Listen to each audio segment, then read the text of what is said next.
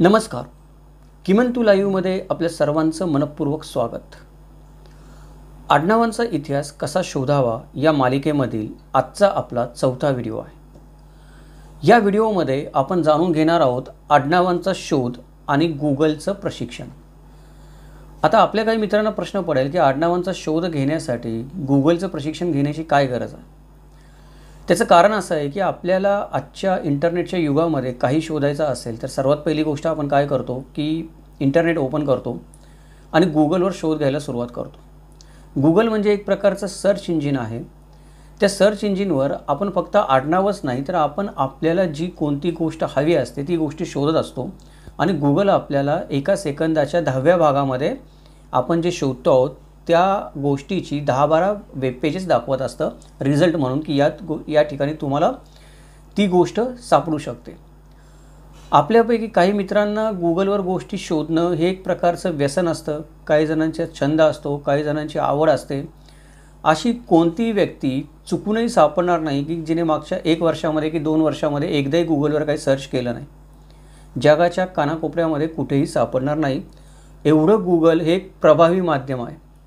कारण आपल्याला ज्या गोष्टी शोधायच्या असतात त्याच्याशी संबंधित अगणित वेब पेजेस, छायाचित्र ज्यांना आपण फोटो म्हणतो, त्यानंतर ऐतिहासिक पुस्तकं, वर्तमानपत्र, पेटंट फायलिंग, कायदेशीर मतं, नमुने, तपशीलवार नकाशे, वेगवेगळे व्हिडिओ, उपग्रहांच्या प्रतिमा, अशा अनेक गोष्टी गुगलवर शोधण्यासाठी उपलब्ध असतात.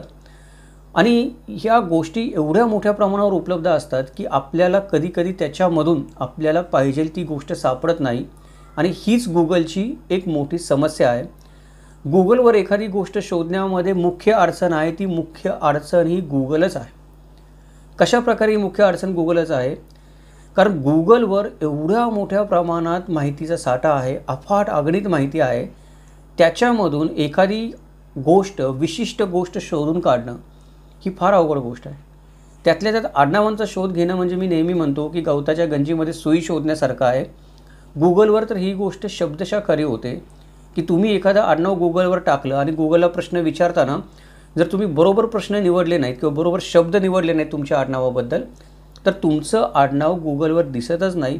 दिसलं तर काहीतरी अनावश्यक वेगळीच आपल्याला वेब पेजेस दिसायला लागतात. आणि आपण किती टाईप केलं, सारखं टाईप केलं, अदलून बदलून टाईप केलं तरी आपल्या आडनावाच्या संदर्भामध्ये माहिती त्याच्यावर उपलब्ध होत नाही. जी माहिती उपलब्ध होते ती आपलं आडनाव तेच असतं, फक्त दुसऱ्या जातीतली, दुसऱ्या समाजाची, अजून दुसरी काहीतरी दुसऱ्या देशातली माहिती गुगल दाखवत राहतो आणि मग आपल्याला भ्रम होतो, अरे गुगलवर तर माझं आडनाव सापडतच नाही. अशा वेळी आपल्याला गरज असते गुगल कसं वापरावं त्याच्या प्रशिक्षणाची. गुगलचा वापर कसा करावा, सर्च इंजिनचा वापर कसा करावा, सर्च इंजिनवरून एखादी गोष्ट कशी शोधून काढावी, त्याचे वेगळे प्रशिक्षण कोर्सेस आहेत. आपण म्हणतो की वेगळ्या क्लासेस आहेत. त्याचा काही एक अभ्यासक्रम आहे की गुगलवर त्या गोष्टी कशा शोधाव्यात. मी सॉफ्टवेअर इंजिनियर आहे म्हणून मला त्याच्यातलं थोडं नॉलेज आहे. परंतु सर्वसामान्य माणसाला हे ज्ञान असायचं काही कारण नाही की गुगलवर माहिती शोधण्यासाठी पण प्रशिक्षण घ्यावं लागतं. पण ज्या वेळेला आपण खास माहिती शोधू लागतो, जसं की आडनाव आपल्यासाठी फार खास आहे, ते विशिष्ट आडनावच मला शोधायचं आहे आणि त्याच्याशी संबंधित माहिती मला गुगलमधून शोधून काढायची आहे, तर मला निश्चितच प्रशिक्षणाची गरज भासते. आज आपण आपल्या व्हिडिओमध्ये गुगल कसं वापरायचं किंवा सर्च इंजिनमधून माहिती कशी शोधायची ही सर्व प्रशिक्षणाचा जो तो कोर्स आहे तो तर काही आपण एका व्हिडिओमध्ये कंप्लीट नाही करू शकत. परंतु आडनावांशी संबंधित ज्या महत्त्वाचे 10-12 मुद्दे आहेत ते जर आपल्याला माहीत पडले तर त्याच्या अनुषंगाने पुढच्या गोष्टी आपण आपोआप शिकू शकतो. आपल्याला अंदाज येऊ शकतो की गुगलवर आडनाव कसं शोधायचं, जेणेकरून माझं आडनावच दिसत नाही गुगलवर, दिसलं तरी काहीतरी भलतीच पेजेस दिसतात, माझ्या कामाची माहिती मिळत नाहीत, या अडचणी तरी आपल्याला येणार नाहीत. आल्या तरी त्याच्यावर कशी मात करायची ते आपल्याला शिकायला मिळेल. तर त्याच्यासाठी जी प्राथमिक माहिती आहे ती प्राथमिक माहिती एक 10-12 मुद्द्यांच्या स्वरूपामध्ये आपण आजच्या व्हिडिओमध्ये जाणून घेणार आहोत. चला तर मग विषयाला सुरुवात करूयात. नमस्कार, माझं नाव किमंतू ओंबळे सरकार आणि आपण पाहत आहात किमंतू लाईव्ह यूट्यूब चॅनल. पहिली गोष्ट ही आहे, गुगलमधून एखादी गोष्ट आपल्याला एक्स्ट्रॅक्ट करायची असेल म्हणजे शोधून बाहेर काढायची असेल तर गुगलची काही तंत्र आहेत. म्हणजे एखादी गोष्ट शोधून काढण्यासाठी आपण काय करतो, शोधण्यासाठी किंवा कॅटेगरी करण्यासाठी काही शब्द वापरतो. त्याला गुगलच्या भाषेमध्ये फिल्टरिंग म्हणतात. डाटा फिल्टरिंग करायचं आपल्याला. म्हणजे जो काही अगणित डाटा माझ्याकडे आहे त्यातला मला पाहिजे तो डाटा फिल्टर करून गाळून शोधून काढायचा आहे. तर ते काढण्यासाठी गुगलची काही स्वतःची अशी तंत्र आहेत, काही मंत्र आहेत ज्या कीवर्ड्स आहेत, फॉर्म्युलेज आहेत, ते आपल्याला वापरावे लागतात, ज्याच्यामुळे आपल्याला पाहिजे तो डाटा गुगलमधून नेमकेप्रमाणे शोधता येतो. आपल्या आडनावाशी संबंधित जो प्रश्न असतात त्या प्रश्नाशी संबंधित उत्तरं जी गुगल आपल्याला देतं त्यात नेमकी अचूक आणि उत्तरे जे आपल्या प्रश्नाशी प्रासंगिक आहेत ती उत्तरं आपल्याला शोधण्यास मदत होते. तर पहिला जो मुद्दा आहे याच्यामध्ये किंवा पहिलं जे तंत्र आहे आपण ज्यात शिकणार आहोत ते म्हणजे एक गोष्ट आपल्याला लक्षात घेतली पाहिजे की आपण गुगलला जो प्रश्न विचारतो त्याचा अर्थ आपल्याला कळला आहे का. बऱ्याचदा काय होतं की मी प्रश्न विचारतो समोरच्या माणसाला, पण मलाच माहीत नसतं मी काय विचारतो आहे किंवा मला त्या प्रश्नाचं उत्तर नेमकं समोरच्या माणसाकडून काय पाहिजे हे मलाच माहीत नसतं. असं आपल्या दैनंदिन जीवनात पण होतं. बोलताना आपण बऱ्याच गोष्टी बोलतो, विचारताना बऱ्याच गोष्टी विचारतो, आपल्यालाच त्याचे अर्थ माहीत नसतात. हीच गोष्ट गुगलच्या बाबतीत पण होते.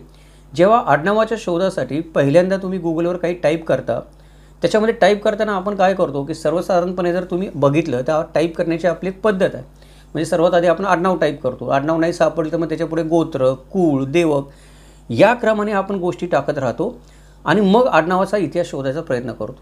आणि इथंच आपली पहिल्यांदा चूक होते, कारण आपले ज्या पद्धतीने आपण टाईप करतो, ज्या क्रमाने आपण ते शब्द टाईप करतो तो क्रमच चुकलेला असतो. आडनावाच्या शोधासाठी तुम्हाला गुगलला या गोष्टी नाही दिल्या पाहिजेत. म्हणजे गुगलला तुम्ही तुमचं आडनाव शोधायचं असेल तर गुगलला तुम्ही तुमचं कुळ नाही विचारलं पाहिजे की तुम्ही तुमच्या कुळाची माहिती दिली आणि सांगितलं मला आडनाव सांग, गोत्राची माहिती दिली गुगलला सांगितलं मला आडनाव सांग. ह्या गोष्टी आपण नाही केल्या पाहिजेत. आपण काय करायला पाहिजे की कुठलाही प्रश्न विचारायच्या आधी गुगललाच नाही आपल्या दैनंदिन आयुष्यामध्ये पण मी म्हणतो आहे 3 गोष्टींची काळजी घेतली पाहिजे. या 3 गोष्टी कुठल्या आहेत ज्यांची आपण काळजी घेतली पाहिजे. पहिली म्हणजे मी या क्षणी माझ्या कुटुंबातील कोणाला शोधत आहे. ज्यावेळेला तुम्ही आडनावाचा शोध घ्याल त्यावेळेला तुम्हाला तुमच्या एका तरी पूर्वजाचं नाव माहीत असलं पाहिजे किंवा त्या पूर्वजाशी संबंधित एका तरी घटनेचं नाव माहीत असलं पाहिजे.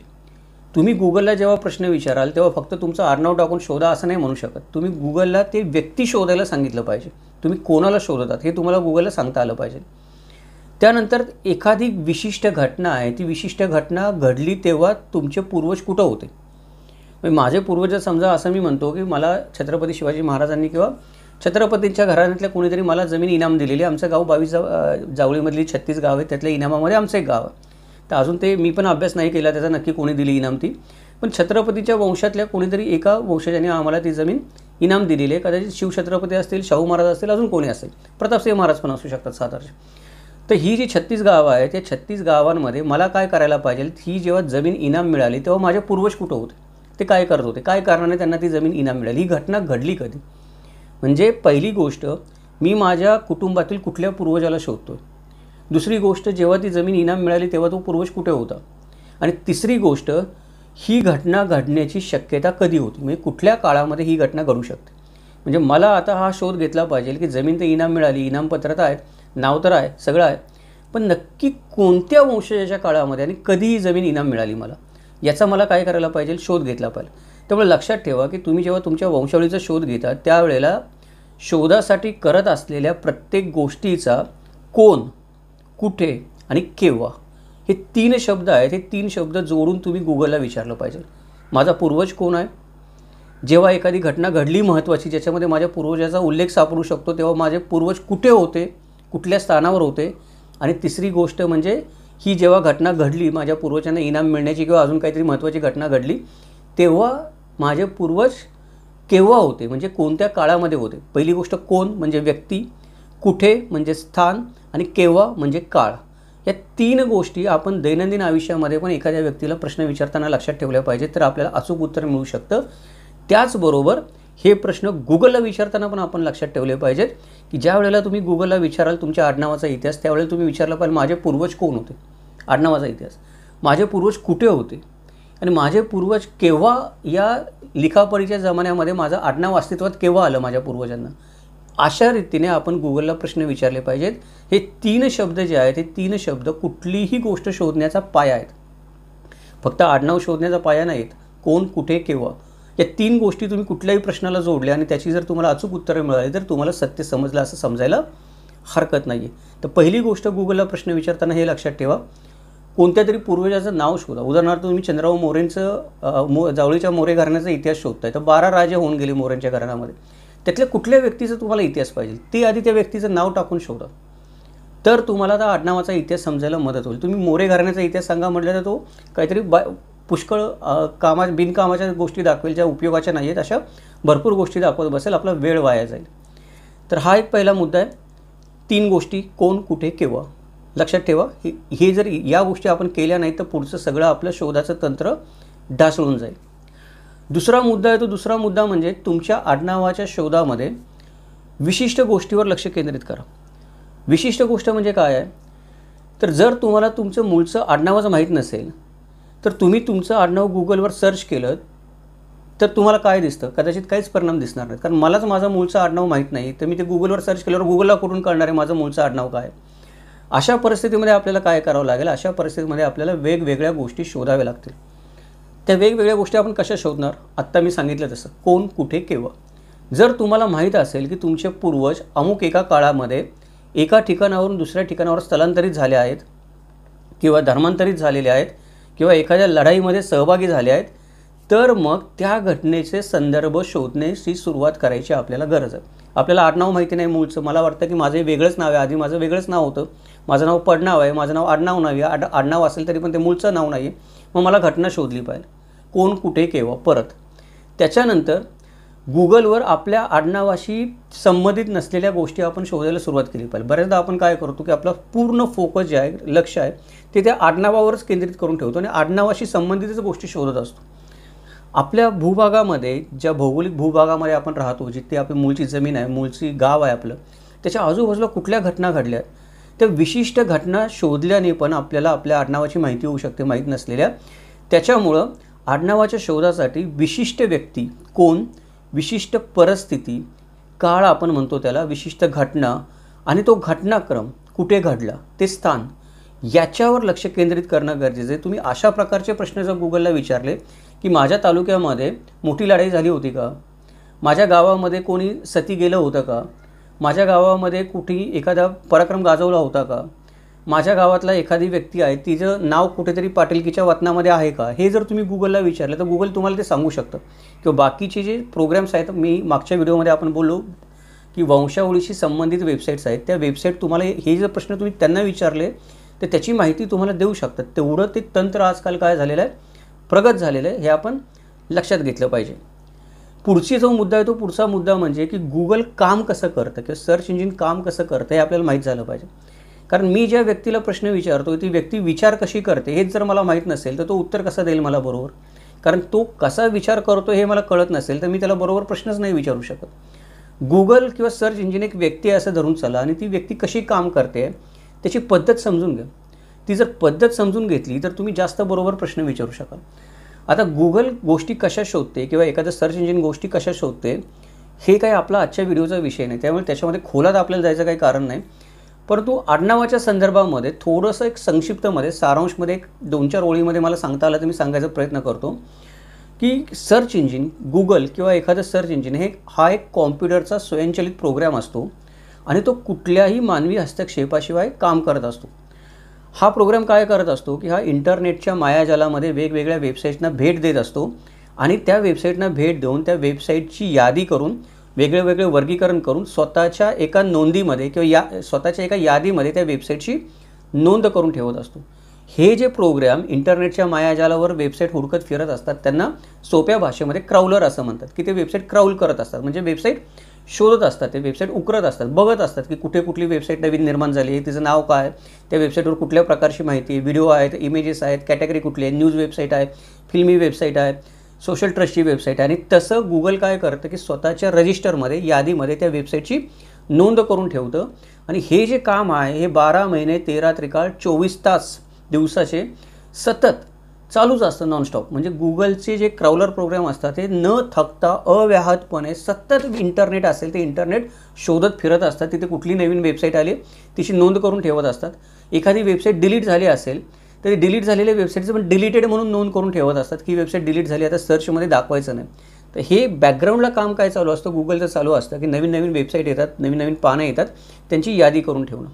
आता ज्या वेळेला आपण गुगलवर काही सर्च करतो तेव्हा गुगल काय करतं की इंटरनेटवर शोधायला जात नाही ती वेबसाईट परत. किंवा मी एखादं आडनाव सर्च करतो आहे, माझं ओंबळे आडनाव आहे, मी माझं आडनाव सर्च करतो आहे, तो गुगल परत इंटरनेटवर सर्च करायला जात नाही ओंबळे आडनाव कुठे याच्यामध्ये असेल. गुगल काय करतं की त्याच्या यादीमध्ये रजिस्टरमध्ये त्याने ज्या वेबसाईटची नोंद करून ठेवलेली आहे त्या वेबसाईटच्या नोंदमध्ये कुठे ओंबळे सापडते का बघतं किंवा माझं आडनाव सापडते का बघतं. तर त्याच्यामध्ये मिळत्या जुळत्या काही गोष्टी सापडल्या त्याला, तर लगेच त्या गोष्टी विदिन सेकंडच्या फ्रॅक्शन ऑफ सेकंड तो मला दाखवतो. सेकंदाच्या काही हिश्श्यामध्ये त्याच्या यादीमधली ती माहिती कॅल्क्युलेट करून गुगल मला ती वेबसाईटची यादी दाखवत असतं. पण याचा अर्थ गुगलने ती इंटरनेटवर शोधलेली नसते, गुगलने आधीच यादी करून तिच्या रजिस्टरमध्ये ठेवलेली असते नोंद करून. त्याच्यातली यादी आपल्याला गुगल कमीत कमी वेळामध्ये दाखवायचा प्रयत्न करत असतं. आता याच्यामध्ये गडबड काय, याच्यामध्ये गडबड ही आहे की आपण माहीत नसतं आपल्याला, आपण मोबाईल वापरतो किंवा कॉम्प्युटर वापरतो, आपल्याला माहीत नसतं. बऱ्याचदा आपल्याला परमिशन विचारली जाते की अमुक एक परमिशन द्या. तुम्ही मोबाईल ॲप इन्स्टॉल केलं, ते मोबाईल ॲप तुम्हाला परमिशन विचारतं की मला परमिशन द्या, मला तुमची ईमेल वाचण्याची परमिशन द्या, तुमचं नाव वाचण्याची परमिशन द्या, महत्त्वाचं म्हणजे तुमचं लोकेशन ट्रेस करण्याची परमिशन द्या. गुगल सर्वात आधी तुम्हाला पहिला प्रश्न काय विचारतं, तुमचं लोकेशन काय, आणि तुमच्या लोकेशनच्या आधारावर गुगल तुम्हाला माहिती दाखवत असतं. उदाहरणार्थ मी भारतामध्ये राहतो, मी महाराष्ट्रामध्ये राहतो, मी मुंबईमध्ये राहतो, तर मला न्यूयॉर्कची किंवा मला अंटार्क्टिका खंडावरची किंवा मला ग्रीनलँडमधली माहिती दाखवायचं काहीच कारण नाही गुगलला, कारण त्याच्याशी माझा संबंधच येणार आहे. मग गुगल काय करतं की माझं लोकेशन ट्रेस करतं, मी राहतो कुठे, मुंबईमध्ये राहतो, तर माझ्या नियर बाय जी काही वेब पेजेस असतील इंटरनेटवर त्यातलीच माहिती शोधून मला दाखवायचा प्रयत्न करतं, कारण ती माझ्याशी जास्त रिलेटेड असू शकतात. आफ्रिकेमधल्या एखाद्या देशाचं पेज माझ्याशी जास्त रिलेटेड असू शकणार नाही. जर गुगल संपूर्ण जगातली माझ्या आडनावाशी रिलेटेड पेजेस जर मला दाखवायला लागलं तर मग गुगलच्या सर्व्हरवर ताण येईल प्रचंड. प्रत्येक माणसाला जर गुगल गरज नसताना दाखवायला लागलं, त्याची 99% शक्यता आहे की आफ्रिकेमधली किंवा अमेरिकेतली माहिती मी जे काही सर्च करतो त्याच्याशी जुळणारच नाही. म्हणजे मला आज काहीतरी ऑर्डर करायचं आहे स्विगीवरून, झोमॅटोवरून, मला एखादा ॲप्लिकेशन फॉर्म भरायचा आहे, शिक्षणाचा असेल, नोकरीचा असेल, कोणाचा असेल, मला काहीतरी ऑनलाईन शिकायचं आहे, तर ते माझ्या ठिकाणाच्या आजूबाजूच्याच गोष्टी असणार आहेत. फार फार तर माझ्या शहरातल्या असतील, राज्यातल्या असतील, अगदी गेला बाजार देशातल्या गोष्टी असतील. मी पाकिस्तानमध्ये कुठला कोर्स करावा हे तर कधी शिकायला जाणार नाही. त्याच्यामुळे ही गोष्ट काय आहे की गुगल काय करत असतं की ज्या गोष्टी माझ्या लोकेशनशी संबंधित आहे त्याच गोष्टी मला दाखवायचा प्रयत्न करत असतं. आपल्या लक्षात येत नाही की आपण जेव्हा सर्च करतो त्यावेळेला आपण लोकेशन दिलं आहे काय गुगलला, किंवा गुगलने आपलं काय लोकेशन स्वतःहूनच घेतलेलं आहे की हा माणूस इथे राहतो म्हणून ट्रेस करून त्याने माझं मोबाईल लोकेशन ट्रेस केलं आहे, अजून कुठल्या गोष्टी ट्रेस केल्या, गुगल मला कुठे पकडतो. गडबड कशी होते, समजा की माझं आडनाव आता ओंबळे आहे गृहीत धरा तुम्ही, आणि मी मुंबईमध्ये राहून किंवा सातारा जे माझं मूळ गाव आहे तिथे राहून जर मी ओंबळे आडनाव सर्च केलं तर तो त्याच्या आजूबाजूची माहिती गोळा करायचा प्रयत्न करेल, सर्च करायचा प्रयत्न करेल गुगल, आणि मला दाखवेल. हेच जर मी अमेरिकेमध्ये गेलो आणि अमेरिकेमध्ये मी समजा न्यूयॉर्क शहरामध्ये गेलो किंवा वॉशिंग्टनमध्ये गेलो, अजून दुसऱ्या एखाद्या शहरामध्ये गेलो, इंग्लंडमध्ये मी लंडनमध्ये गेलो, तिथून जर मी माझं आडनाव सर्च केलं ओंबळे, तर गुगल काय करेल की लंडनच्या आसपास कुठे ओंबळे सापडते का सर्च करायला सुरुवात करेल, किंवा अमेरिकेमध्ये ओंबळे शब्द कुठे आहे का वापरायला सर्च करेल. आणि मी थोडं माझ्या आडनावाबद्दल रिसर्च केलं म्हणून मला माहिती आहे की अमेरिकेमध्ये ओंबळे नावाचं नाव पण आहे आणि ओंबळे नावाचं एक सरनेम पण आहे, जे 18व्या शतकामध्ये 17व्या शतकामध्ये वापरात होतो. जर मी अमेरिकेत जाऊन सर्च करायला लागलो ओंबळेचा, तर गुगल काय करेल, मला तिकडच्या गोष्टी दाखवेल, तिथल्या आजूबाजूच्या, त्या माझ्याशी मिळते जुळते असतीलच का नाही, कारण मला माहिती आहे मी भारतीय आहे, मला माहिती आहे मी महाराष्ट्रीयन आहे, मला माहिती आहे मी मराठी माणूस आहे, मला माझ्या गावची माहिती पाहिजे जरी मी अमेरिकेतून सर्च करत असेल तरी. पण गुगल तसं करणार नाही. बाय डिफॉल्ट गुगल मी जिथे राहतो ते लोकेशन ट्रेस करेल.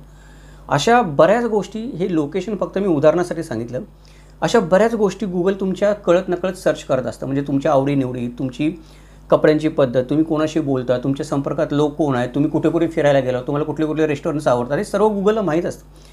त्याच्याशी संबंधितच गुगल तुम्हाला सर्च दाखवायचा प्रयत्न करतं. तर सर्वात आधी तुम्ही जेव्हा गुगलवर काही सर्च कराल त्यावेळेला तुम्ही कुठले कीवर्ड्स गुगलला दिलेले आहेत, म्हणजे गुगलने तुमची जी इमेज बनवलेली आहे, एक व्हर्च्युअल इमेज, की ही व्यक्ती अशी आहे, या व्यक्तीला या गोष्टी करायला आवडतात, या गोष्टी खायला आवडतात, या गोष्टी फिरायला आवडतात, हे कपडे घालायला आवडतात, या व्यक्तीचे हे मित्र आहेत, एक व्हर्च्युअल इमेज गुगलने तुमची तयार केलेली आहे. ती व्हर्च्युअल इमेज तुमची स्वतःची बरोबर आहे का नाही हे आधी तुम्हाला चेक करायला पाहिजे.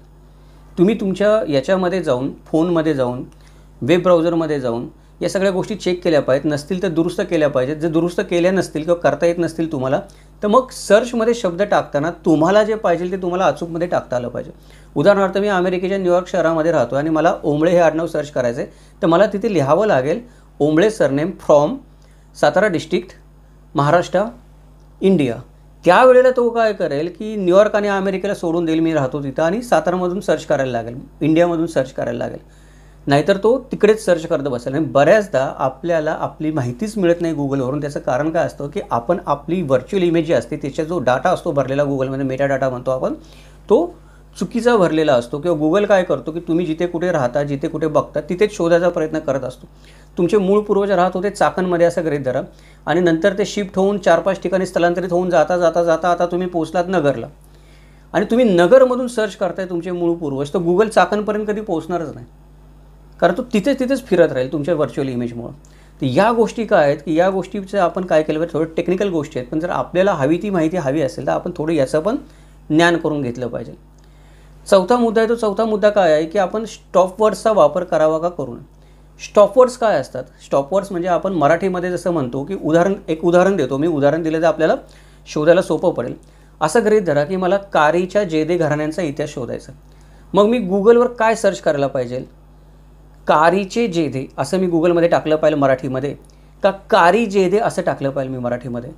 हे दोन शब्द वेगळे वेगळे टाकल्याने वेगवेगळ्या प्रकारे काय फरक पडतो? कारी जेदे असं टाकल्याने आणि कारीचे जेदे असं टाकल्याने काय फरक पडतो? तर फरक एवढाच पडतो की कारी जेदे असे जर शब्द तुम्ही वापरला, दोन शब्द टाकले, कारीचे जेदे असं वाक्य टाकायच्या ऐवजी, तर तुम्हाला जे परिणाम दिसतात ते परिणाम कमी वेळात दिसतात. परिणाम तेच दिसतात, तेवढेच दिसतात, पण काय होतात, एक चे हा जर तुम्ही स्टॉपवर्ड आहे मधला, तो स्टॉपवर्ड काढून टाकला. स्टॉपवर्ड म्हणजे काय की हा शब्द काय करतो की अडथळा आणतोय शोधायला, वेळ जास्त लावतोय. कारीचे जेदेमधला चे जे अक्षर आहे ते गुगलला अजून 4 गोष्टी शोधायला भाग पाडते. त्याच्यामुळे काय होतं की परिणाम आपल्याला कमी दिसत आहेत.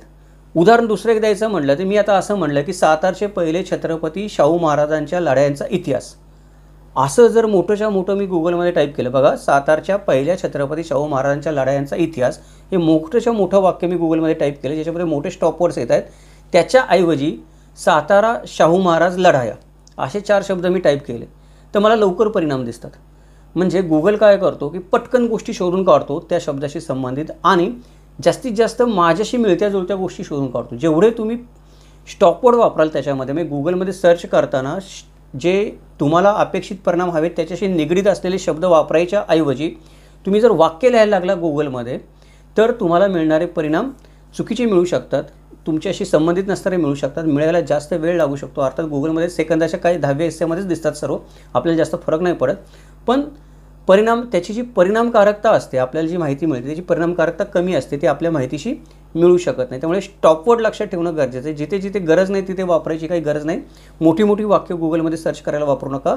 जे तुम्हाला शोधायचं आहे त्याच्याशी निगडीत कमीत कमी शब्द वापरायचा प्रयत्न करा. जास्त शब्द वापरायचा प्रयत्न करायचं कारण नाही. म्हणजे कमीत कमी शब्द किती असायला पाहिजेत, तो आहे आपला पुढचा मुद्दा.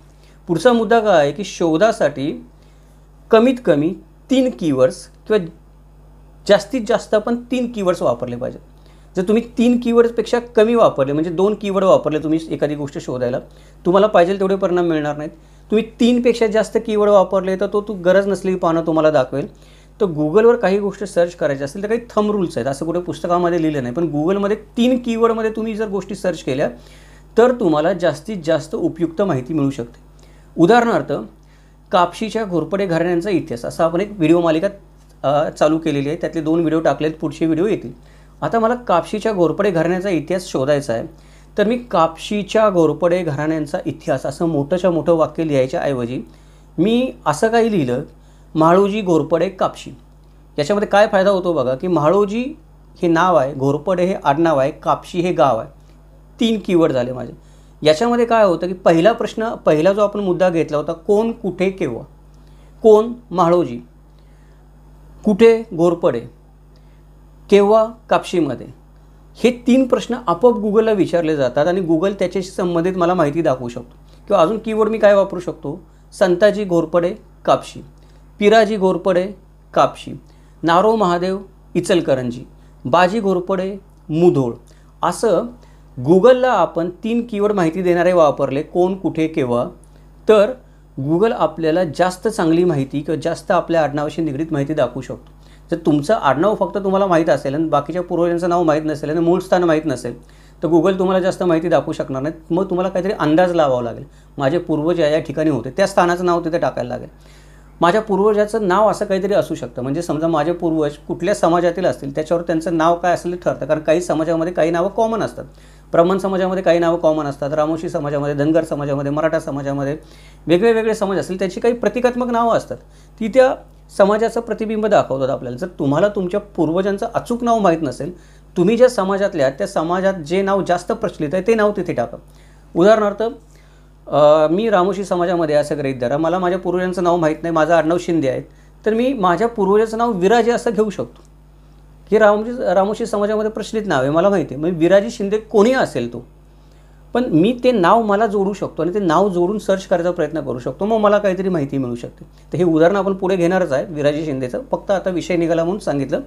3 नावं, 3 शब्द, 3 शब्दामध्ये कोण, कुठे, केव्हा हे तुम्हाला गुगलला विचारता आलं तर तुम्हाला जास्तीत जास्त माहिती गुगलकडून मिळू शकते.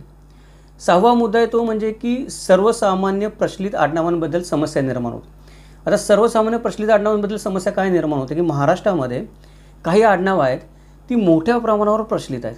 उदाहरणार्थ भोसले, देशमुख, कुलकर्णी, कांबळे, पवार, शिंदे, भोसले, चव्हाण अशी काही नावं आहेत. ही सर्वसामान्य आणि मोठ्या प्रमाणावर प्रचलित असलेली आडनावं आहेत. यातली ही बहुतांश आडनावं ही 80% मराठा समाजी आडनावं वापरतो, मराठा जातीशी संबंधित आहेत.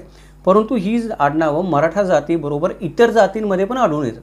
अगदी ब्राह्मण समाजापासून ते मागासवर्गीयांपासून ते भटक्या विमुक्त जातींपर्यंत सर्वत्र ही आडनावं आढळून येतात. त्याच्यामुळे शिंदे, चव्हाण आणि भोसले ही मराठा समाजातील प्रमुख नावं जी आहेत ती भटके विमुक्त आणि मागास वर्गातल्या आडनावांच्या ज्या कुळ्या आहेत त्या कुळ्यांमध्ये पण आढळून येतात. जर तुम्ही भटक्या विमुक्त समाजांच्या कुळ्या बघितल्या की जसं आपण म्हणतो की मराठ्यांची 96 कुळं आहेत, तशी अनेक भटक्या विमुक्त जातींची स्वतःची वेगळी कुळं असतात. कोणाची 4 कुळं आहेत, कोणाची 8 कुळं आहेत, कोणाची 12 कुळं आहेत, कोणाची 18 कुळं आहेत. तर ह्या कुळांची जी आडनावं आहेत ती मुख्यतः या मराठा समाजातल्या आडनावांशी मिळती जुळती आहेत. शिंदे, चव्हाण, भोसले मी उदाहरणादाखल सांगितलं. अजून पण भरपूर नावं आहेत जी कुळ्यांशी मिळती जुळती आडनावं आहेत. त्याच्यामुळं समजा एखाद्या शिंदे आडनावाच्या व्यक्तीला स्वतःच्या पूर्वजांची काहीच माहिती नसेल आणि तिला फक्त शिंदे आडनावावरून इतिहास शोधायचा असेल आणि अशा व्यक्तीने जर गुगलमध्ये टाईप केलं शिंदे, तर त्या व्यक्तीला तिच्या पूर्वजांची काही माहितीच मिळणार नाही. कारण शिंदे हे आडनाव तिच्या समाजातल्या कुळीमध्ये आहे, उपकुळामध्ये आहे, पोटकुळामध्ये आहे. त्याचबरोबर इतरही अनेक समाजामध्ये शिंदे हे आडनाव काय आहे, पसरलेलं आहे. त्याच्यामुळे गुगलवर त्या व्यक्तीने जर का शिंदेऐवजी मागाशी मी म्हटलं तसं विराजी शिंदे असं टाईप केलं तरी देखील त्या व्यक्तीला तिच्या समाजाची काही माहिती मिळणार नाही, तिच्या पूर्वजांची काही माहिती मिळणार नाही. कारण विराजी हे नाव जरी जोडलं तरी ते कुठे शोधायचं हे गुगलला माहीत नाही. कुठल्या स्थानावर शोधायचं, कुठल्या समाजामध्ये शोधायचं हे गुगलला माहीत नाही. कोण त्याला कळलं, कुठे केव्हा शोधायचं त्याला कळलं, पण कुठे शोधायचं त्याला माहीत नाही. त्याच्यासाठी मला काय करावं लागणार की गुगल मला काय करेल की अनेक जातीच्या लोकांची शिंदे घराण्यातली माहिती तुम्हाला दाखवेल, अनेक व्यक्तींची माहिती दाखवेल. गुगल लाखो पानं मला दाखवेल, पण त्यात माझ्या पूर्वजांचं किंवा माझ्या समाजातलं कुणाचं नाव असणार नाही. हे टाळण्यासाठी मला काय करायला पाहिजे की मगाशी जे उदाहरण घेतलं आपण तेच उदाहरण परत घेऊयात की आपल्या आडनावासोबत आपल्याला 2 कीवर्ड जोडावे लागतील. पहिली गोष्ट काय आहे की मी असं गृहीत धरलं की माझं आडनाव आहे शिंदे आहे आणि मी रामोशी समाजामधील आहे असं गृहीत धरा. रामोशी समाज आपण अशासाठी घेऊया की भटक्या विमुक्त समाजातल्या लोकांना त्यांची आडनावं शोधायला गुगलवर जास्त प्रॉब्लेम येतो. प्रॉब्लेम काय येतो की हा समाज मुळामध्ये कमी आहे, त्यांची आडनावं दुसऱ्या समाजातल्या आडनावांशी जुळतात. जिथे रामोशी समाजामध्ये शिंदे आडनाव समजा आपण म्हणू की 60 लोकांचं आहे, तर तेच 60,000 लोकांचं आडनाव मराठा समाजामध्ये असू शकतं. मग गुगल काय करेल की मराठा समाजातलीच माहिती दाखवतो, रामोशी समाजातली माहिती दाखवत नाही. त्या आडनावाशी संदर्भात लाखो पानं मराठा समाजाशी संबंधितच दाखवतो. ही अडचण येऊ शकते. मग ही अडचण मला दूर करायची असेल तर मला काय करावं लागेल, पहिल्यांदा माझ्या शिंदे या आडनावाशी संबंधित माझ्या एखाद्या पूर्वजाचं नाव मला शोधावं लागेल. माहीत असेल चांगली गोष्ट आहे, नसेल माहीत तुमच्या समाजातलं कॉमन नाव घ्या. ते कॉमन नाव आपण विराजी असं घेतलं तर पहिला कीवर्ड मी काय टाईप करणार, विराजी शिंदे. हा माझा कीवर्ड झाला. म्हणजे 2 शब्द मिळून एक कीवर्ड झाला. लक्षात ठेवा, प्रत्येक शब्द वेगळा वेगळा नाही. विराजी शिंदे कोटेशनमध्ये मी लिहिणार, कोटेशन विराजी शिंदे कोटेशन पूर्ण विराजी शिंदे एक कीवर्ड झाला. आता मला दुसरा कीवर्ड टाकायचा. दुसरा कीवर्ड मी त्याच्यामध्ये काय टाकणार, रामोशी समाज कोटेशन रामोशी समाज स्पेस समाज कोटेशन. म्हणजे मी काय करणार, विराजी शिंदे प्लस साईन टाकणार, दुसरा कीवर्ड टाकणार रामोशी समाज. त्याच्यानंतर तिसरा कीवर्ड टाकणार मी कुलदैवत जेजुरीचा खंडोबा. हे काय झाले की 3 कीवर्ड मी जोडले. म्हणजे माझ्या विराज शिंदे या आडनावाला माझ्या पूर्वजांचं एक आडनाव जोडून किंवा कॉमन पूर्वजांचं आडनाव जोडून मी अजून 2 कीवर्ड खास कीवर्ड जोडले. आणि हे कीवर्ड जोडून आता जर मी गुगलवर सर्च करायला लागलो तर मला मग माझ्याशी संबंधित, माझ्या आडनावाशी संबंधित, माझ्या समाजातल्या आडनावाशी संबंधित व्यक्तींची माहिती जास्त मिळण्याची शक्यता निर्माण होते. तरी तुमच्या आडनावाशी संबंधित 2 कीवर्ड कुठले असणार, मी उदाहरणासाठी सांगितलं की विराज शिंदे या नावाबरोबर, विराजी शिंदे या नावाबरोबर रामोशी समाज आणि कुलदैवत जेजुरीचा खंडोबा हे 2 कीवर्ड मी उदाहरणासाठी सांगितले. तुमच्या आडनावाशी संबंधित कुठलेही कीवर्ड तुम्ही जोडायचे 2 तुमच्या नावाला अजून, ते तुम्ही ठरवणार आहात सर्च करताना. कारण तुम्हाला माहिती आहे की तुम्ही कुठल्या समाजाशी संबंधित आहात, तुम्ही कुठल्या स्थानाशी संबंधित आहात, तुम्ही कुठल्या दैवताशी संबंधित आहात. अशा रीतीने जर तुम्ही टाईप केलं तर गुगलमधून तुम्हाला तुमच्या समाजाची आणि त्या समाजातल्या एखाद्या विशिष्ट व्यक्तीची, विशिष्ट स्थानाची, घटनेची माहिती मिळायला मदत होईल. 7वा जो मुद्दा आहे, तो 7वा मुद्दा काय आहे की आपल्याला वेगवेगळे जे कॅरेक्टर्स आहेत गुगलमध्ये सर्च करताना, त्या कॅरेक्टरची आपल्याला माहिती असणं गरजेचं आहे. उदाहरणार्थ समजा असं गृहीत धरा की तुमचं आडनाव गायकवाड आहे आणि तुम्ही गुगलमध्ये गायकवाड हे आडनाव टाईप केलं, तर गडबड काय होते, गायकवाड हे 18 पगड जातींमधलं आडनाव आहे. त्याच्यामुळे गायकवाड या आडनावाची तुमच्याशी संबंधित माहिती दाखवायच्या ऐवजी गुगल काय करायला सुरुवात करतो की 18 पगड जातीतली करोडो पानं दाखवतो, ज्याच्यामध्ये जातीचं नाव जरी नाही टाकलं तरी पण लाखो पानं दिसायला लागतात, करोडो पानं दिसायला लागतात. जातीचं नाव टाकलं तरी पण करोडो पानं दिसायला लागतात वेगवेगळी. पण मुळात मला माझ्या गायकवाड या आडनावाशी संबंधित माहिती मला शोधायची आहे. मला असं वाटतं की फक्त आणि फक्त गुगलनी गायकवाड या वंशवेलीशी संबंधित, गायकवाड या कुटुंबवृक्षाशी संबंधित, गायकवाड या आडनावाच्या मुळाशी संबंधित, गायकवाड या पूर्वजांशी संबंधित, गायकवाड या आडनावाच्या वारशाशी संबंधित माहिती मला दाखवावी. असं जर मला वाटत असेल तर त्याच्यासाठी एक स्पेशल कॅरेक्टर वापरावं लागतं आणि गुगलमध्ये त्या स्पेशल कॅरेक्टरला म्हणतात टिल्ड कॅरेक्टर. जे असं असतं, रेष आपण अशी काढतो, एखाद्या वेवसारखं आपण साईन असतं ते, की लाट एखादी येते पाण्याची, अशा प्रकारचं साईन आहे, त्याला आपण टिल्ड कॅरेक्टर म्हणतो. ते टिल्ड कॅरेक्टर जर आपण वापरलं तर मग काय होतं की आपल्याला गायकवाड आडनावाशी मिळती जुळती, त्यातही त्याच्या वंशवृक्षाशी मिळती जुळती माहिती मिळते. अनावश्यक माहिती गुगल आपल्याला दाखवत नाही. तर ही काही छोटी मोठी तंत्र आहेत, ती आपल्याला माहिती असली पाहिजेत. ही काही कॅरेक्टर्स आहेत, ही कॅरेक्टर्स आपल्याला माहिती असली पाहिजे, ती कॅरेक्टर आपण शिकून घेतली पाहिजे. उदाहरणादाखल मी तुम्हाला फक्त एक कॅरेक्टर सांगितलं, अशा अजून भरपूर कॅरेक्टर्स आहेत, त्याची आपल्याला माहिती असली पाहिजे की माझा जो काही आडनाव मी सर्च करतो त्याच्यामागे कुठलं कॅरेक्टर जोडलं मी, तर गुगल मला काय माहिती दाखवेल, याचा पण आपण थोडा अभ्यास केला पाहिजे. 8वा मुद्दा आहे, तो मुद्दा काय आहे की आपलं आडनाव शोधण्यासाठी आपल्याला गुगलला योग्य सूचना दिली पाहिजे आणि ती गुगलच्या फॉर्मॅटमध्ये दिली पाहिजे. म्हणजे मला समजतं तशी सूचना मी गुगलला दिली तर गुगल त्याला मला पाहिजे ते उत्तर देईलच असं नाही. मला जे गुगलकडून माहिती काढायची ती गुगलला समजेल अशा भाषेमध्ये मी गुगलवर लिहिली पाहिजे.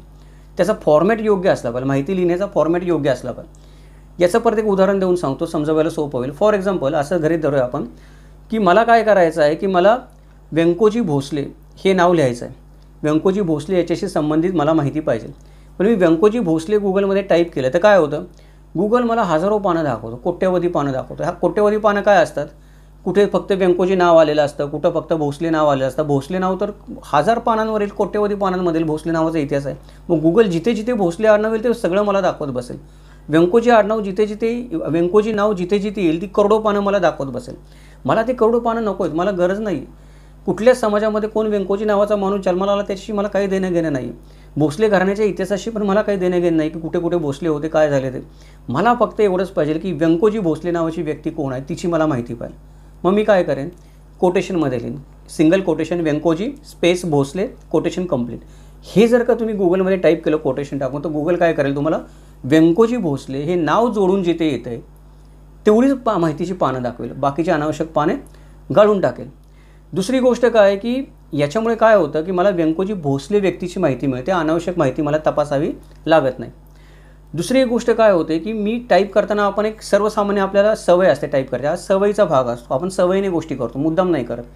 म्हणजे मला तंजावरच्या व्यंकोजी भोसलेंची माहिती हवी असेल तर मी काय करतो, तंजावरचे व्यंकोजी भोसले असं लिहितो, झालं. परत त्याच्यामध्ये स्टॉप कीवर्ड येतात, नको ती पानं दाखवत बसतो, वेळ लागतो. ते पण मी सुधारलं तर मी काय करतो, टाईप करताना शॉर्टकट मारायचं असेल तर व्यंकोजी भोसले डॅश तंजावर असं मी टाईप करतो गुगलमध्ये. हे टाईप केल्याने पण काय होतं, मला वाटतं की तंजावरच्या व्यंकोजी भोसलेंची माहिती गुगल मला दाखवेल. पण गुगल ही गोष्ट उलट्या अर्थाने घेतं. कारण गुगलमध्ये तुम्ही जर एखादी गोष्ट सर्च केली, तिच्या पुढे डॅश लावला आणि नंतर वेगळा एक शब्द लावला, तर गुगल काय करतं की डॅशच्या पुढचा जो शब्द आहे तो शब्द वगळून जेवढी माहिती येते तेवढी माहिती दाखवेल. म्हणजे मी व्यंकोजी भोसले डॅश तंजावर असं जर गुगलमध्ये सर्च केलं तर गुगल काय करेल, जिथे जिथे म्हणून व्यंकोजी भोसलेंची माहिती आहे त्याच्या तिथे तिथे त्याला तंजावर शब्द सापडला व्यंकोजी भोसलेंबरोबर, ती सगळी पानं वगळेल आणि तंजावर शब्द जिथे जिथे नाही व्यंकोजी भोसलेंशी जोडलेला ती सगळी माहिती मला दाखवेल. म्हणजे झाला सत्यानाश. आता मला पाहिजे होती तंजावरच्या व्यंकोजी भोसलेंची माहिती, गुगल मला काय करतो, तंजावर वगळून जेवढे व्यंकोजी भोसले आहेत जगामध्ये त्यांची माहिती दाखवतो. का, डॅश वापरला मी. म्हणजे तुम्ही चुकीचं आपण म्हणतो की कॅरेक्टर आहे ते चुकीचं वापरलं, तुम्ही चुकीच्या ठिकाणी तो कीवर्ड वापरला किंवा टिल्ड वापरला. आपण म्हणतो की मिळत्या जुळत्या माहितीसाठी चुकीचं कॅरेक्टर वापरलं तर आपल्याला जी माहिती मिळायला पाहिजे त्याच्या उलटीच माहिती आपल्याला मिळत असते.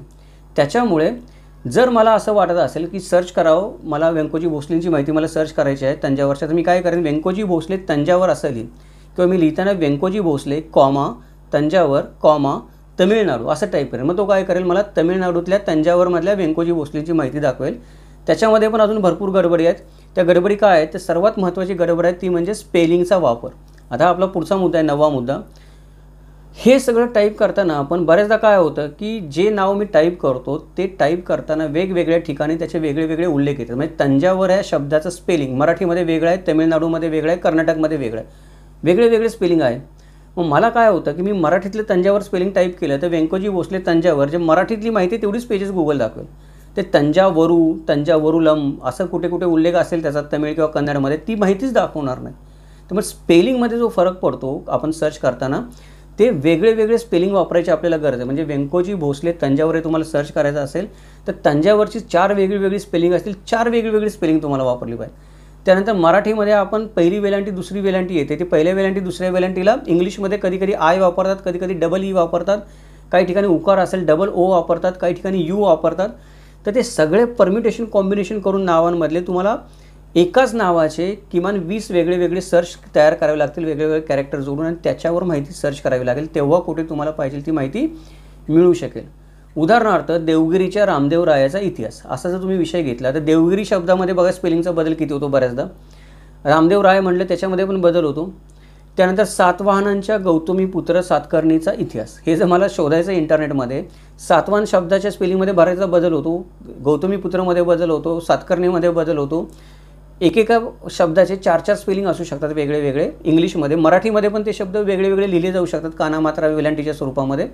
आडनावांमध्ये पण हा गोळ होतो की काही ठिकाणी गनिम हे आडनाव असेल तर गनिमचा नी पहिला असतो, काही ठिकाणी गनिमचा नी वेलांटी दुसरी असते, काही ठिकाणी न नळातला वापरलेला, काही ठिकाणी न बाणातला वापरलेला आहे. आता व्याकरणाच्या दृष्टीने चूक का बरोबर हा विषय नाही, पण कागदपत्रामध्ये लिहिलं वेगळं आहे ना, मला सगळंच सापडलं पाहिजे. ते त्याच्यासाठी आपल्याला काय करावं लागतं की आपण जो सर्च तयार करतो त्याला योग्य कीवर्ड, योग्य फॉर्मॅट कीवर्डचा, त्याच्यानंतर त्याचे स्पेलिंगचे वेगळे आपण म्हणतो की व्हेरिएशन्स त्याच्यामध्ये येतात. ते असे एकाच नावाचा मला 20 ते 25 कधी 50 वेगळे सर्चचे फॉर्मॅट तयार करावे लागतील आणि त्या फॉर्मॅटमध्ये माहिती शोधावी लागेल. तेव्हा गुगलमध्ये उपलब्ध असलेल्या कडो पानांमधली मला उपयोगाची असलेली माहिती मिळू शकेल.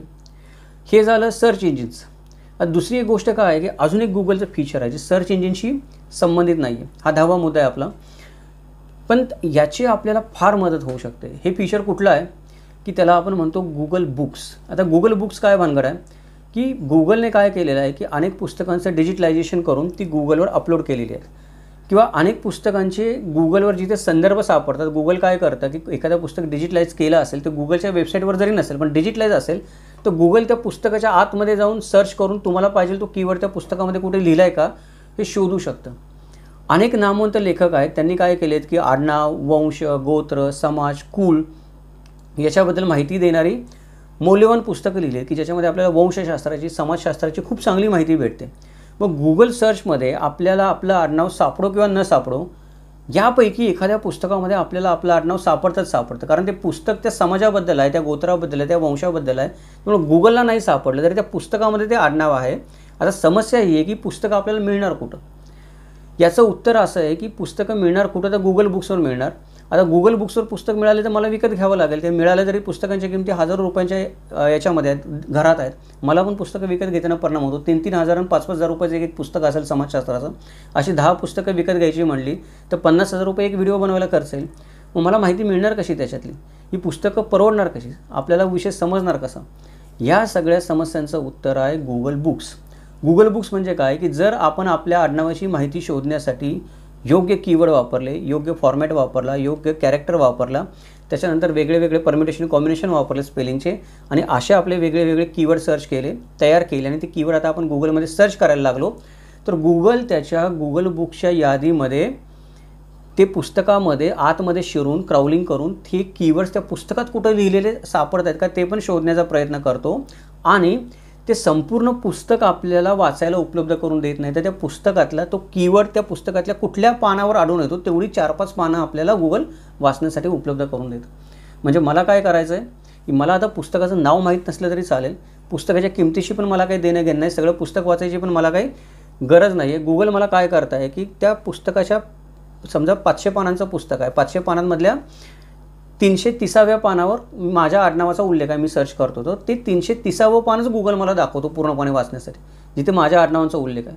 मग मला काय होतं की आता मला पुस्तक विकत घेण्याची गरज आहे ना, सगळं पुस्तक वाचण्याची गरज आहे ना, पुस्तक कुठलं माझ्या आडनावाशी संबंधित ते शोधण्याची गरज आहे. मला फक्त कीवर्ड व्यवस्थित सेट करायचा गुगलमध्ये. मग जिथे जिथे कुठल्या लेखकाने पुस्तक लिहिलं असेल ते गुगलमध्ये जर त्याचा रेफरन्स असेल किंवा संदर्भ असेल, गुगलच्या यादीमध्ये त्याचं नाव असेल, गुगल ते पुस्तक उघडून तुम्हाला वाचायला उपलब्ध करून देतो आहे. गुगल बुक्सबद्दल आपल्याला माहिती नाही आहे. त्याच्यानंतर पुढचा जो मुद्दा आहे तो पुढचा मुद्दा हा आहे की आपल्याला एखादी गोष्ट आपण म्हणतो की कशी केली तर मला ती परिपूर्णरित्या कळेल, म्हणजे ही गोष्ट मी अचूक कशी करणार. आता एवढ्या सगळ्या गोष्टी मी तुम्हाला सांगितल्या. आता तुम्ही म्हणाल की सर एवढं सगळं झालं, ठीक झालं, पण कसं जमणार मला हे सगळं, कसं लक्षात येणार, कसं जमणार या प्रश्नाला एकच उत्तर आहे की गोष्टी सरावाने होतात. सरावाने माणूस परिपूर्ण होतो. कोणताही माणूस जन्मता हुशार नसतो. माणसाने सराव केल्यानेच माणसाला सर्व सिद्धींची प्राप्ती होते. गुगल तुम्हाला तुमच्या आडनावाची माहिती सांगू शकत नाही असं नाही, हे लक्षात घ्या. गुगल तुम्हाला तुमच्या आडनावाचा काही ना काही रेफरन्स देऊच शकतं. गुगल तुम्हाला तुमच्या आडनावाची तुम्हाला अपेक्षित आहे त्यापेक्षा पण जास्त माहिती सांगू शकते, परंतु त्याच्यासाठी गुगलचा वापर कसा करावा त्याचं योग्य ज्ञान आणि प्रशिक्षण आपल्याला असणं गरजेचं आहे. आडनावाच्या शोधांसाठी गुगलचा वापर कसा होतो हे कळावं म्हणून एक लहानसा व्हिडिओ आपण बनवलेला आहे. हा जो व्हिडिओ आपला लहानसा व्हिडिओ आहे, याच्या व्यतिरिक्त आपण गुगलचं प्रशिक्षण देणारे किंवा सर्च इंजिनवर गोष्टी कशा शोधाव्याचं प्रशिक्षण देणारे भरपूर व्हिडिओ यूट्यूबवर उपलब्ध आहेत. म्हणजे हा व्हिडिओ तुम्ही सोडल्यानंतर तुम्ही गुगलवर यूट्यूबवर इंटरनेटवर गुगलमध्येच सर्च केलं how to use Google for search, तर तुम्हाला हजारोनी व्हिडिओ भेटतील जे तुम्हाला माहिती देतील. जी माहिती मी तुम्हाला सांगतो त्याची मोठ्या प्रमाणावर माहिती देतील. त्याचा जर तुम्ही उपयोग केला, त्याचा जर तुम्ही सराव केला तर तुमच्या आडनावाची माहिती तुम्हाला गुगलवर सापडणार नाही, असं होणार नाही. कधी कधी गुगलवर एक पेज येतं की डेटा नॉट फाउंड किंवा इन्फॉर्मेशन नॉट फाउंड असं मेसेज देतं गुगल. असा मेसेज का देतं गुगल, आपण नीट कीवर्ड दिला नाही गुगलला म्हणून तुमची माहिती तिथे नाही असं नाही. जगातली सगळी माहिती गुगलवर उपलब्ध आहे किंवा सर्च इंजिनवर उपलब्ध आहे. 12वा मुद्दा असा आहे की सगळ्यात महत्त्वाचा याच्यामध्ये की गुगलवर आडनावं कशी शोधावीत हे खास करून शिकवणारी इंटरनेटवर अनेक पुस्तकं पण उपलब्ध आहेत. त्याचबरोबर गुगल युअर फॅमिली ट्री, लेखक डॅनियल एम लिंच या व्यक्तीने एक पुस्तक लिहिलं आहे. मी पुस्तकं उपलब्ध आहेत, त्यातलं एक पुस्तकाचं मी तुम्हाला नाव उदाहरणासाठी सांगतो. हे पुस्तक जर तुम्हाला विकत घेऊन वाचता आलं तर अवश्य वाचा. याची इंटरनेटवर लिंक आहे. गुगल युअर फॅमिली ट्री असं पुस्तकाचं नाव आहे. लेखक आहेत डॅनियल एम लिंच.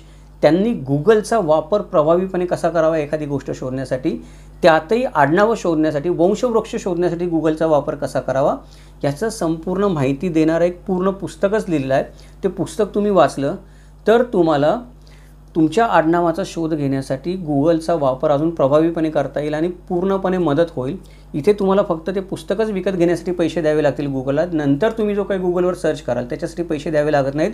गुगल हे पूर्णपणे निःशुल्क संसाधन आहे. म्हणजे बाकीच्या काही वेबसाईट असतील, मी त्यांचं नाव घेतो, amnesty.com, myheritage.com वगैरे वेबसाईट आहेत, तिथे तुम्हाला पैसे भरावे लागतात माहितीसाठी, पण गुगलवर पैसे नाही भरावे लागत. त्यामुळे ज्याच्यावर पैसे नाही भरावे लागत त्याचाच जर आपण नीट उपयोग करून घेतला, चांगल्या प्रकारे उपयोग करून घेतला तर आपण जास्तीत जास्त आडनावाचा शोध घेऊ शकतो, कमी खर्चामध्ये किंवा एकदम निःशुल्क पण घेऊ शकतो. म्हणून आपल्याला गुगलचा वापर करता आला पाहिजे. तर हे एक 12 मुद्दे होते. 12 मुद्दे गुगलमध्ये येणाऱ्या काही अडचणी, गुगलचा वापर कसा करावा, गुगलचं माहिती देणारं पुस्तक तुम्हाला कुठे सापडेल, गुगल बुक्समध्ये तुम्हाला कशी उपलब्ध माहिती सापडू शकते हे मला तुम्हाला सांगायचं होतं. की गुगल बुक्स फार उपयोगी फीचर आहे. मला खूप उपयोगी पडतं गुगल बुक्स. माझे खूप पैसे वाचलेत गुगल बुक्समुळे पुस्तकं विकत घेण्याचे. तुम्ही पण त्याचा वापर करू शकता गुगल बुक्समध्ये तुम्हाला हवी ती माहिती शोधून. तर ही 3 गोष्टी लक्षात ठेवा, गुगल सर्च, गुगल बुक्स, त्याच्यानंतर मी जे पुस्तकाचं नाव सांगितलं ते गुगल युअर फॅमिली ट्री, लेखक डॅनियल एम लिंच. या 3 गोष्टी लक्षात ठेवा आणि 3 गोष्टी अभ्यासण्याचा प्रयत्न करा. तुमचं आडनाव शोधण्यासाठी तुम्हाला कुठल्याही महाराजाकडे, बाबा बुवाकडे, तज्ज्ञाकडे, माझ्यासारख्या अभ्यासाकडे, संशोधकाकडे जायची गरज पडणार नाही.